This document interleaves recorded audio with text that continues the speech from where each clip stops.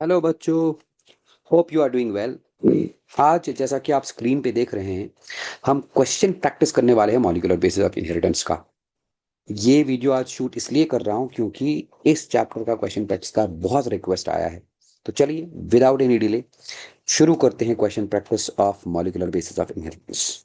चलिए, ये आपके सामने पहला क्वेश्चन क्या कह रहा है, आप आइडेंटिफाई कीजिए इनमें से करेक्ट स्टेटमेंट कौन सा है। ठीक, और बाद में नीचे चूज करना है हमको राइट आंसर। करेक्ट स्टेटमेंट क्या है पहले देखते हैं। Length of DNA is usually defined as number of nucleotides. बिल्कुल, डीएनए का लेंथ नंबर ऑफ न्यूक्लियोटाइड्स में ही मापा जाता है, मेजर किया जाता है, एकदम ये करेक्ट स्टेटमेंट है। B statement, number of pair of nucleotides is characteristic of an organism और स्पीशीज। यस, एक ऑर्गेनिज्म के डीएनए में पेयर्स ऑफ न्यूक्लियोटाइड्स कैरेक्टरिस्टिक होते हैं, डिफरेंट इन डिफरेंट ऑर्गेनिज्म। बिल्कुल करेक्ट है ये, बिल्कुल करेक्ट है ये, एनसीईआरटी के लाइंस हैं ये। तीसरा, a bacteriophage 5X174 has 5386 base pairs. बिल्कुल भी नहीं, इनकरेक्ट है ये। क्यों? क्योंकि 5X174 बैक्टीरियोफेज में सिंगल स्ट्रैंडेड डीएनए होता है। सिंगल स्ट्रैंडेड डीएनए में बेस पेयर हो ही नहीं सकता, न्यूक्लियोटाइड सिंगल्स होंगे, तो ये करेक्ट है। इनकरेक्ट नहीं, करेक्ट नहीं है, इनकरेक्ट है। D statement, diploid content of human DNA is 3.3 × 10⁹। नहीं, ये हैप्लॉयड कंटेंट ऑफ डीएनए है। डिप्लॉयड कंटेंट होएगा 6.6 × 10⁹ बेस पेयर्स, तो ये भी इनकरेक्ट स्टेटमेंट ही हुआ। And last E option is human genome contain 3164.7 million base pairs. एकदम करेक्ट है, ये एनसीईआरटी का पॉइंट है। तो इस हिसाब से ए, बी एंड ई करेक्ट है, सो आंसर हो गया ऑप्शन 1। बेटा चलते हैं अपने नेक्स्ट क्वेश्चन की तरफ। हमारा अगला क्वेश्चन है question number 2, and question number 2 is as follows. ये रहा आपके सामने question number 2। Just a moment, थोड़ा छोटा कर देंगे इसको, अच्छे से स्क्रीन पे आएगा। चलिए, ये रहा क्वेश्चन नंबर 2। क्या बोल रहा है क्वेश्चन नंबर 2? आप आइडेंटिफाई कीजिए करेक्ट स्टेटमेंट्स, बाद में सेम, बाद में करेक्ट आंसर ढूंढना है नीचे वाले कोड से। देखिए, अ न्यूक्लियोटाइड हैज 3 कंपोनेंट्स। क्या क्या होता है न्यूक्लियोटाइड में? नाइट्रोजन बेस होता है, हाँ है तो। पेंटोज शुगर, राइबोज शुगर होता है in case of RNA, and deoxyribose sugar in case of DNA है तो। एंड फॉस्फेट ग्रुप ये भी है। तो statement A is correct. Statement A is correct. Uracil is present in RNA at the place of thymine. बिल्कुल ये भी correct है। इन एडेनोसिन, एडेनोसिन मतलब adenine plus ribose sugar, nitrogen base link to pentose sugar. हाँ, adenosine में जो adenine nitrogen base है उसका position number 9 N, position number 9 पे जो एन है वो लिंक होता है with carbon number 1 of ribose sugar by means of glycosidic bond. ये भी करेक्ट है, N9 glycosidic bond. A correct, B correct, C correct. D देखते हैं, DNA polymer has 3 phosphate free phosphate moiety. नहीं, फॉस्फेट मोइटी 5 प्राइम एंड पे होता है, यहां पर ये incorrect. Phosphate moiety 5 prime end पे, 3 प्राइम एंड पे हाइड्रोक्सिल ग्रुप होता है, तो ये इनकरेक्ट हुआ। Last is backbone of polynucleotide chain is form due to sugar and phosphate. Correct है, शुगर फॉस्फेट शुगर बॉन्ड ही बैकबोन ऑफ पॉलीन्यूक्लियोटाइड चेन बनाता है, तो ये करेक्ट है। तो आंसर होगा A B C and E. A B C and E, तो ऑप्शन 1 ही है करेक्ट आंसर इसका। चलिए बेटा चलते हैं क्वेश्चन नंबर 3 पे। क्वेश्चन नंबर 3 देखते हैं क्या कहता है। क्वेश्चन नंबर 3, आप इस वीडियो को एंड तक देखिए, आपका पूरा का पूरा मॉलिक्यूलर बेसिस कवर हो जाएगा। ठीक है, और बीच बीच में लाइक भी मारते रहिएगा। क्वेश्चन नंबर 3 में हमको इनकरेक्ट स्टेटमेंट्स ढूंढने हैं। देखते हैं। 5 methyl uracil is another name, chemical name of thymine. एकदम करेक्ट है, thymine is 5 methyl uracil. Thymine का अगर आप स्ट्रक्चर बनाएंगे, एक पायरिमिडीन है, पायरिमिडीन में एक सिंगल 6 कॉर्नर रिंग होता है, यहाँ पर 2 पोजीशन पे और 4 पोजीशन पे कीटो ग्रुप होता है, 2,4 di keto pyrimidine, and 5 position पे मिथाइल ग्रुप होता है। एकदम करेक्ट है, एकदम करेक्ट। तो आपको ढूंढना है इनकरेक्ट, ठीक है। Elucidation of structure of DNA was proposed by Watson and Crick. ये भी करेक्ट है, हमको इनकरेक्ट ढूंढना है।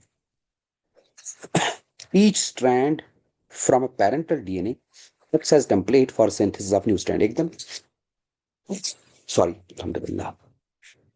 दो डबल स्टैंडर्ड डीएनए में 2 स्ट्रैंड्स होती हैं, दोनों स्ट्रैंड्स एक्ट करती हैं as templates for the synthesis of new strand. ठीक है, माने जो एक डीएनए से दो नए डीएनए बनेंगे, उस उन दो नए डीएनए में से एक पैरेंटल स्ट्रैंड होगी क्योंकि वो एक्ट करती है एज टेम्पलेट स्ट्रैंड, और दूसरी न्यू स्ट्रैंड होगी। तो ये भी करेक्ट है, हमको इनकरेक्ट ढूंढना है। टू चेन्स ऑफ डीएनए है पैरेलल, पैरेलल पोलैरिटी नहीं एंटी पैरेलल पोलैरिटी होता है, तो डी स्टेटमेंट इनकरेक्ट है। Two chains of DNA are coiled in left hand, नहीं लेफ्ट हैंडेड फैशन में नहीं, राइट हैंडेड फैशन में ये क्लॉकवाइज कॉइलिंग होती है। तो इस हिसाब से इस क्वेश्चन का आंसर, इनकरेक्ट स्टेटमेंट ढूंढना है तो क्वेश्चन का आंसर हो गया D and E. D and E, तो आंसर इज ऑप्शन थर्ड। बढ़ते हैं अपने अगले क्वेश्चन की तरफ बेटा। हमारा अगला सवाल होगा सवाल नंबर 4। चलिए, क्वेश्चन नंबर 4 ये रहा आपके सामने। क्या है क्वेश्चन नंबर 4, एक बार पढ़ लेते हैं फटाफट इसको। आपको आइडेंटिफाई करने हैं करेक्ट स्टेटमेंट्स अगेन, फिर नीचे करेक्ट आंसर चूज करना है। पहला ऑप्शन, पहला स्टेटमेंट क्या है, base pairs are said to be complementary to each other. ये तो करेक्ट है, ये एकदम करेक्ट है।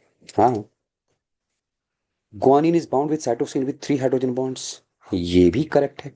ग्वानिन और साइटोसिन के बीच में 3 हाइड्रोजन बॉन्ड्स होते हैं, और एडेनिन और थायमिन के बीच में 2 हाइड्रोजन बॉन्ड्स होते हैं, right. Then pitch of the DNA helix is 3.4 into 10 power minus 6. Now 3.4 into 10 power minus 9 metre, यानी कि 3.4 नैनोमीटर होता है डीएनए हेलिक्स का पिच। पिच माने एक बड़ी सी टर्न ऑफ डीएनए जिसमें 10 बेस पेयर्स होते हैं, उसका लेंथ 3.4 नैनोमीटर होता है। 3.4 नैनोमीटर माने 3.4 इंटू 10 पावर 9 मीटर। तो ये इनकरेक्ट हुआ, ये इनकरेक्ट है, हमको ढूंढना है करेक्ट है। Distance between two base pairs and helix is approximately नहीं 3.4 नैनोमीटर नहीं 0.34 नैनोमीटर होता है, यानी कि 3.4 एंगस्ट्रॉम। तो ये भी इनकरेक्ट ही हुआ। ई स्टेटमेंट है DNA is scattered through the cell in E coli, नहीं इकोलाई में न्यूक्लियस बैक्टीरिया, इकोलाई एक बैक्टीरियम है, प्रोकैरियोट है, न्यूक्लियस ट्रू न्यूक्लियस तो नहीं है, लेकिन फिर भी DNA through the cell scattered नहीं होता, ये सेंटर में जमा होता है एक जगह पे, उस जगह को बोलते हैं न्यूक्लियोइड। तो इनकरेक्ट है ये। करेक्ट स्टेटमेंट तो इसमें ए और बी ही है दो। सो the answer of the question number 4 is option 1, option 1। बढ़ते हैं बेटा अपने नेक्स्ट क्वेश्चन की तरफ। हमारा नेक्स्ट क्वेश्चन है, आई होप आप लोग एंजॉय कर रहे हैं इस वीडियो को। नेक्स्ट क्वेश्चन है हमारा, यूजुअली मैं आपके लिए वीडियोस जो लेके आता हूँ, उन वीडियोस में मेरा वीडियो भी, मेरा फोटो भी दिखता है, बट एक्चुअली थोड़ा सा आज प्रॉब्लम ये है कि मैं ट्रैवल कर रहा हूँ, लेकिन आप लोगों के रिक्वेस्ट इतने अच्छे से आ रहे हैं तो मैं मना नहीं कर पा रहा हूँ, इसलिए मैंने इस टाइप का वीडियो आपके सामने लाया है। चलिए, identify the correct set of statements, इसमें भी correct set of statements identify करना है। क्या क्या है, histones are rich in basic amino acid residues lysine and arginine, बिल्कुल लाइसिन आर्जिनिन दोनों बेसिक अमाइनो एसिड रेजिड्यूज है, करेक्ट है ये, हमको करेक्ट ही तो ढूंढना है। Lysine and arginine carry positive charges in their side chain, देखिए अगर पॉजिटिव चार्ज साइड चेन में है, इसका मतलब ये OH नेगेटिव को एक्सेप्ट कर सकता है। OH नेगेटिव को एक्सेप्ट करेगा, it means it has basic nature. Acidic nature होता तो H पॉजिटिव को रिलीज करता। तो यहाँ पर ऑलरेडी बेसिक कैरेक्टर है, हमने ऊपर वाले स्टेटमेंट में बोला है बेसिक अमाइनो एसिड्स हैं, बेसिक अमाइनो एसिड्स में साइड चेन में पॉजिटिव चार्ज होना ही चाहिए, तभी तो OH माइनस को एक्सेप्ट करेगा। सो ये भी करेक्ट है, lysine and arginine carry positive charges in their side chain, बिल्कुल करेक्ट। सी, सी स्टेटमेंट है क्या, nucleosomes constitute the repeating unit of a structure in nucleus called chromatin, एकदम क्रोमैटिन न्यूक्लियोसोम्स का ही बना होता है, और nucleosome is a combination of histone octamer plus histone octamer के साथ डीएनए रैप होता है, ये भी करेक्ट है। Packaging of a chromatin at higher level requires additional set of proteins, बिल्कुल हायर लेवल पे पैकेजिंग के लिए हिस्टोन प्रोटीन्स के अलावा और ज्यादा प्रोटीन्स की जरूरत होती है, that collectively are regarded as, उनको हिस्टोन प्रोटीन्स तो बोलते नहीं, नॉन हिस्टोन प्रोटीन्स हैं, एकदम करेक्ट है। E, heterochromatin is said to be transcriptionally active, बिल्कुल नहीं, euchromatin is transcriptionally active chromatin, heterochromatin तो बिल्कुल इनएक्टिव क्रोमेटिन माना जाता है, इसमें बहुत कम जीन्स होते हैं, तो ये स्टेटमेंट इनकरेक्ट होगा। Therefore A B C D correct statement है, so the answer of the question will be option 2। बढ़ते हैं अपने नेक्स्ट सवाल की तरफ। हमारा अगला क्वेश्चन है क्वेश्चन नंबर 6। क्वेश्चन नंबर 6 देखिए, क्वेश्चन नंबर 6 में क्या क्या दिया है। Question number 6, again identify the incorrect statements, हमको इसमें से इनकरेक्ट स्टेटमेंट चूज करने हैं, फिर नीचे आंसर लिखने। Some transforming principle transferred from heat killed S strain R strain in Hershey and Chase experiment. पहले तो हर्शी चेज ने ये वाला एक्सपेरिमेंट किया नहीं था, हर्शी चेज ने बैक्टीरियोफेज एक्सपेरिमेंट किया था, तो ये यहां पर ही इनकरेक्ट हो गया। Plus heat killed smooth strain से कुछ ट्रांसफॉर्मिंग प्रिंसिपल गया था इनटू रफ स्ट्रेन्स। यहां पर क्या लिखा है, transforming principle transfer from heat killed S strain, हाँ यहां तक सही है, लेकिन हर्शी एंड चेज ने ये एक्सपेरिमेंट नहीं किया था। ये एक्सपेरिमेंट किया था किसने जी, ग्रिफिथ ने, तो इस हिसाब से ये स्टेटमेंट तो इनकरेक्ट ही हो गया, हमको इनकरेक्ट ही ढूंढना है, इनकरेक्ट ढूंढना है ना।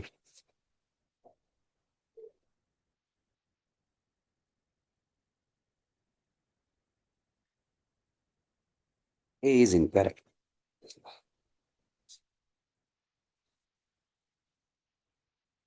चलिए next, protease and RNase do not affect transformation. Yes, transformation principle को प्रोटीएस और आरएनएस अफेक्ट नहीं करता, क्योंकि जो transforming principle S strain heat killed S strain से आर स्ट्रेन की तरफ गया था, दैट वाज अ डीएनए, जिसकी वजह से आर स्ट्रेन ट्रांसफॉर्म हुआ था। अब अगर आपने प्रोटीएस ऊपर डाल दिया, प्रोटीएस प्रोटीन को डाइजेस्ट करेगा, आरएनएस आरएनए को डाइजेस्ट करेगा, तो डीएनए तो डाइजेस्ट नहीं होगा, therefore transformation process will not be affected. एकदम सही है ये। First strain bacteria have genes for synthesis of mucus coat, mucus coat नहीं होना चाहिए, म्यूकोपॉलीसेकेराइड कोट होना चाहिए, तो ये हो गया इनकरेक्ट। तो A incorrect, C incorrect. Genetic material should be stable chemically and do not provide the scope for any changes. Genetic material should be stable, chemically stable होना चाहिए, and हाँ, it should provide the scope for small changes. ये भी incorrect. A incorrect, C incorrect, D incorrect, A, C, D. So answer will be option. बेटा चलते हैं अपने अगले सवाल की तरफ। हमारा अगला सवाल है सवाल नंबर 7। क्या बोल रहा है क्वेश्चन नंबर 6 जी, identify the incorrect statements. RNA chemically is less reactive, बिल्कुल, and structurally more stable as compared to DNA.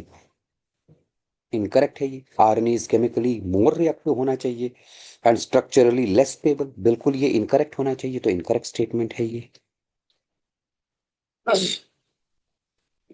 The presence of uracil at the place of 5 methyl uracil. अच्छा 5 मिथाइल यूरासिल क्या है, 5 methyl uracil is thymine, 5 methyl uracil is thiamine.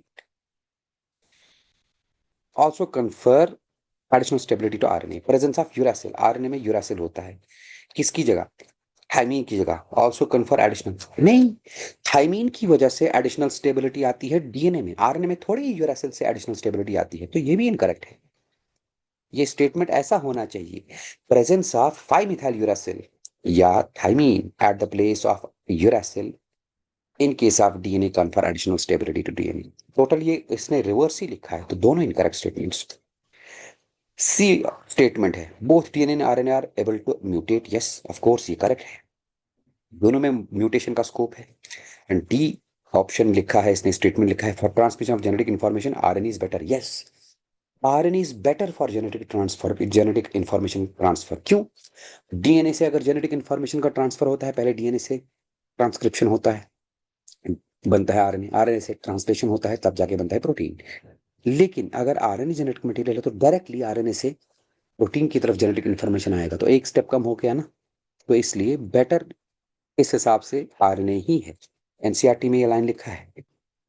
तो हमको incorrect statement ढूंढने थे, ए और be incorrect है, therefore the answer of the question is option 1।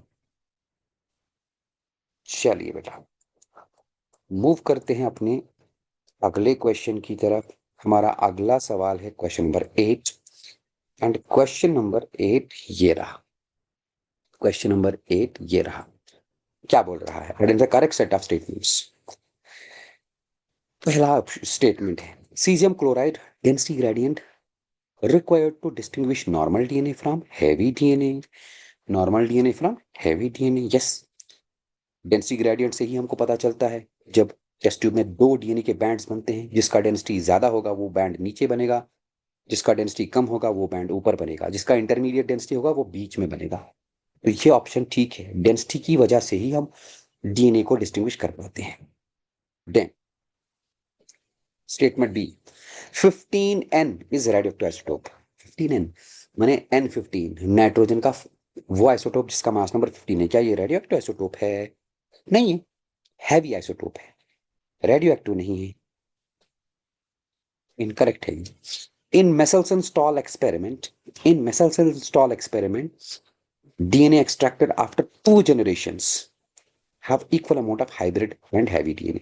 देखिए, पहले मेसल्सन एंड स्टॉल ने डीएनए को ग्रो कराया था N15 मीडियम में। यस, N15 मीडियम में जब बैक्टीरियोफेजेस को ग्रो कराया तो सारे के सारे बैक्टीरियोफेजेस में जो डीएनए था that was N15 DNA, that is heavy DNA. फिर वहां से उठा के N14 डीएनए में डाल दिया। पहली जनरेशन के बाद जब निकाला तो all the DNA was hybrid DNA, यानी कि N15 N14। दूसरी जनरेशन के बाद जब निकाला तो 50% हाइब्रिड 50% हैवी। इस ऑप्शन में क्या दिया गया है? In Meselson and Stahl experiment DNA extracted after 2 generations have equal amount of hybrid and heavy DNA. Hybrid and heavy नहीं होना चाहिए, हाइब्रिड एंड लाइट होना चाहिए, क्योंकि आप डीएनए को ग्रो करवा रहे हैं लाइट डीएनए N14 मीडियम में। पहली जनरेशन में 100% हैवी डीएनए, दूसरी जनरेशन में 50% hybrid DNA and 50% light DNA. After every generation lighter DNA का अमाउंट इंक्रीज हो जाएगा और हाइब्रिड डीएनए का डिक्रीज हो जाएगा। तो इनकरेक्ट हुआ ये, हैवी डीएनए की जगह लाइटर डीएनए होना चाहिए। ठीक है जी। देन ऑप्शन या statement D, DNA in chromosomes also replicates semi conservatively. Obviously DNA हमेशा रेप्लिकेट करेगा सेमी कंजर्वेटिवली, तो ये करेक्ट। हमको तो करेक्ट ही स्टेटमेंट ढूंढने थे। इस हिसाब से इस क्वेश्चन का आंसर हो गया ऑप्शन 4। चलते हैं बेटा अपने अगले सवाल की तरफ। होपफुली आपको मजा आ रहा होगा इन क्वेश्चंस को सॉल्व करने में। मेरे साथ साथ आप सॉल्व कर ही रहे हैं। चलिए, हमारा अगला क्वेश्चन ये रहा। Question number, identify the correct set of statements. DNA polymerase uses a DNA template to catalyse the polymerisation of deoxyribonucleotides. एकदम करेक्ट। डीएनए पॉलीमरेज एक डीएनए डिपेंडेंट डीएनए पॉलीमरेज है ना, तो ये तो यूज करता ही है डीएनए टेम्पलेट को डीऑक्सीराइबोन्यूक्लियोटाइड्स को पॉलीमराइज करने के लिए, माने नए डीएनए चेन को बनाने के लिए। करेक्ट है। आपको करेक्ट स्टेटमेंट ढूंढनी है। Then diploid content of DNA human genome completes the process of replication within 18 minutes. बिल्कुल भी नहीं, ये 18 मिनट्स में रेप्लिकेशन कंप्लीट करता है इकोलाई डीएनए, तो इनकरेक्ट हो गया ये। सी ऑप्शन है, सी स्टेटमेंट है, dNTPs deoxyribonucleotide triphosphates serve dual purpose in DNA replication. Yes of course, ये दो काम करते हैं। एक, these are the raw materials for synthesis of a DNA chain, और दूसरा काम भी ये करते हैं, these are the energy sources. इनमें जो हाई एनर्जी फॉस्फेट बॉन्ड्स होते हैं वो जब टूटते हैं तो वहीं से एनर्जी निकलती है for the formation of bonds. Correct है ये। Then D statement, discontinuously synthesized fragments are later joined by. नहीं, डीएनए पॉलीमरेज इनको थोड़ी ज्वाइन करता है, इनको ज्वाइन करता है डीएनए लाइगेज। तो ये इनकरेक्ट हो गया, हमको करेक्ट स्टेटमेंट चूज करने थे। Therefore A and C are correct, so the answer to question is option 1। अगले सवाल की तरफ बढ़ते हैं बेटा।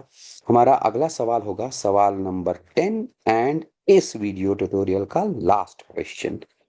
और भी कुछ सवालों के लिए, कुछ सवालों के साथ हम आएंगे अपने अगले वीडियो ट्यूटोरियल में। फिलहाल ये 10 क्वेश्चंस आप रिवाइज कीजिए, काफी सारा चैप्टर आपका इससे रिवाइज हो जाएगा। चलिए, आइडेंटिफाई द इनकरेक्ट स्टेटमेंट। इस बार हमको इनकरेक्ट स्टेटमेंट चूज करनी इन 5 स्टेटमेंट्स में से। Principle of complementarity governs the process of transcription. yes, replication follow करता है प्रिंसिपल ऑफ कंप्लीमेंटैरिटी, ट्रांसक्रिप्शन भी फॉलो करता है प्रिंसिपल ऑफ कंप्लीमेंटैरिटी, लेकिन translation principle of complementarity follow नहीं करता।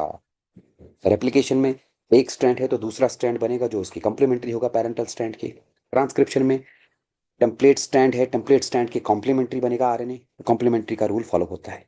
ये करेक्ट स्टेटमेंट है, हमको इनकरेक्ट स्टेटमेंट चूज करना है। बी स्टेटमेंट क्या है? If both strands of DNA transcribed they would code for RNA with same sequences. नहीं, अगर डीएनए डबल स्ट्रैंडेड स्ट्रक्चर में दोनों स्ट्रैंड्स ट्रांसक्राइब करेंगी, मान लीजिए ये एक स्ट्रैंड है, ये दूसरा स्ट्रैंड है, इस स्ट्रैंड की पोलैरिटी 3 प्राइम 5 प्राइम है, यहाँ पोलैरिटी 5 प्राइम 3 प्राइम है। अगर इसका ट्रांसक्रिप्शन हो गया, इससे बनेगा एक आरएनए जो कि इस स्ट्रैंड के कॉम्प्लीमेंट्री होगा। इसका ट्रांसक्रिप्शन हो गया, इससे भी बनेगा आरएनए जो इसी स्ट्रैंड के कॉम्प्लीमेंट्री होगा। जो वो दो आरएनए होंगे वो आपस में कॉम्प्लीमेंट्री होंगे। तो ये पूछ क्या रहा है? If both strands of DNA transcribe they would code for RNA with, नहीं, जो दो आरएनए बनेंगे वो आपस में कॉम्प्लीमेंट्री होंगे। तो ये तो इनकरेक्ट हो गया। ठीक है, ये हो गया incorrect.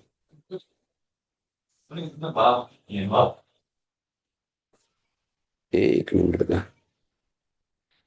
Ji. Option statement C, structural gene in transcription unit could be said as monocistronic in eukaryote. बिल्कुल एकदम, यूकैरियोट्स में स्ट्रक्चरल जीन मोनोसिस्ट्रॉनिक ही है because that codes for only one polypeptide chain. एकदम, प्रोकैरियोट्स में पॉलीसिस्ट्रॉनिक होता है क्योंकि वो उसमें एक से ज्यादा पॉलीपेप्टाइड चेन्स का इंफॉर्मेशन होता है। Transcription and translation can be coupled in bacteria, yes of course. Prokaryotes में भी ट्रांसक्रिप्शन हो ही रहा है, 3 प्राइम एंड से अभी आरएनए बन ही रहा है, 5 प्राइम एंड जैसे ही फ्री हुआ उसके साथ राइबोसोम अटैच होकर ट्रांसलेशन स्टार्ट हो गया, इसको बोलते हैं couple translation. There is a clear cut division of labour in RNA polymerases of eukaryotes, yes. Prokaryotes में एक ही आरएनए पॉलीमरेस होता है, लेकिन यूकैरियोट्स में 3 आरएनए पॉलीमरेसेस होते हैं, आरएनए पॉलीमरेस 1 2 एंड 3, जो कि अलग अलग काम करते हैं। तो इस हिसाब से इनकरेक्ट स्टेटमेंट्स में एक ही हुआ, that is statement B. So the answer of the question is option 1। I hope आपको ये क्वेश्चंस अच्छे लगे होंगे। ये 10 क्वेश्चंस ऐसे क्वेश्चंस हैं जिनसे ऑलमोस्ट आपका आधे से ज्यादा चैप्टर ट्रांसक्रिप्शन तो कवर हो ही गया होगा। और भी 8-10 क्वेश्चंस मैं आपके लिए लाऊंगा अपने अगले वीडियो ट्यूटोरियल में। तब तक के लिए बने रहिए हमारे साथ, लाइक कीजिए, ये वीडियो को शेयर कीजिए, चैनल को सब्सक्राइब कीजिए। मिलते हैं अपने अगले वीडियो में। Goodbye and take care.